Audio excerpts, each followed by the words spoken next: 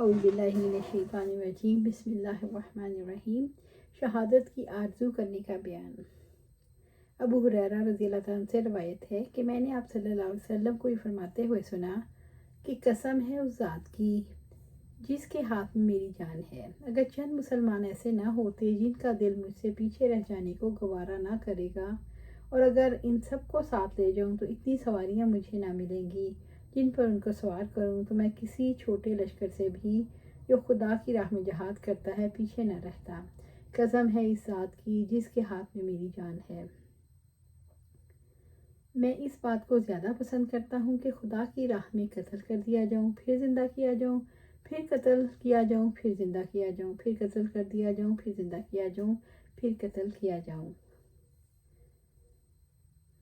انس بن مالک سے روایت ہے کہ غزوہ موتا کی طرف لشکر روانہ کرنے کے بعد ایک روز آپ صلی اللہ علیہ وسلم نے خطبہ پڑھنا شروع کیا۔ اس وقت زید نے جھنڈا لیا جو شہید کر دیے گئے، اس کے بعد جعفر نے جھنڈا لیا، وہ بھی شہید کر دیے گئے، اس کے بعد عبداللہ بن رواحہ نے جھنڈا لیا، ان کو بھی شہید کر دیا گیا۔ ان کے بعد خالد بن ولید نے بغیر اس کے کہ کوئی ان کو اپنا امیر بنائے جھنڈا لیا اور ان کے ہاتھ پر فتح ہو گئی۔ آپ صلی اللہ علیہ وسلم نے فرمایا ہمیں اس کی خواہش نہیں ہے کہ وہ ہمارے پاس رہتے، یعنی شہید نہ ہوتے، اور یا یہ فرمایا کہ انہیں اس بات کی ذاتی خواہش نہیں کہ وہ ہمارے پاس رہتے اس عالم میں کہ آپ کی آنکھوں سے آنسو بہہ رہے تھے۔ یہ واقعہ غزوہ موتا میں پیش آیا۔ آپ صلی اللہ علیہ وسلم مدینہ میں تشریف فرما ہیں اور بذریعہ وحی خبر دے رہے ہیں کہ آپ فلاں شہید ہو گیا، فلاں شہید ہو گیا، فلاں نے قیادت سنبھال لی۔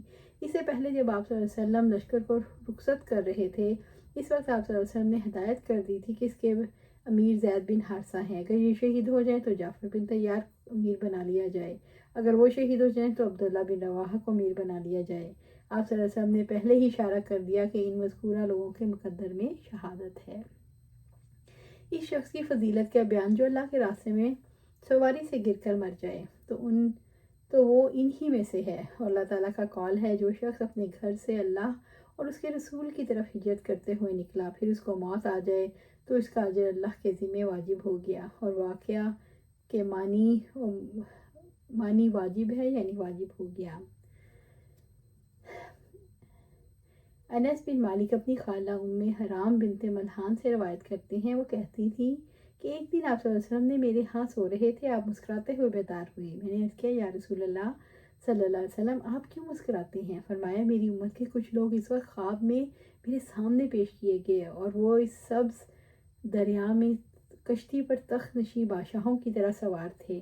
ام حرام نے عرض کیا آپ اللہ سبحانہ تعالیٰ سے دعا کیجیے کہ مجھے بھی ان لوگوں میں کر دے، تو آپ نے میرے لیے دعا کی، پھر آپ دوبارہ سو رہے اور مسکراتے ہوئے بیدار ہوئے۔ ام حرام نے اسی قسم کی گفتگو پھر کی اور آپ نے اسی قسم کا جواب دیا۔ انہوں نے کہا آپ اللہ سے دعا کیجیے مجھے انہی لوگوں میں سے کر دے، تو آپ نے فرمایا تم پہلے لوگوں میں سے ہو۔ چنانچہ وہ اپنے شوہر عبادہ بن صامت کے ہمراہ جہاد میں نکلی۔ وہ سب سے پہلا جہاد تھا جس میں مسلمان حضرت معاویہ کے ہمراہ دریا پار گئے تھے۔ پھر جب وہ لوگ جہاز سے فارغ ہو کر مملکت شام میں لوٹے تو ام حرام ایک جانور سے گر کر وہیں انتقال فرما گئی۔ اللہ سبحانہ تعالیٰ سے دعا ہے ہمیں قرآن و سنت پر عمل کرنے کی توفیق دے، اس پر جمع دے اور جنت الفردوس کے اعلیٰ مقام پر اپنے پاس گھر عطا فرمائے، آمین یا رب العالمین۔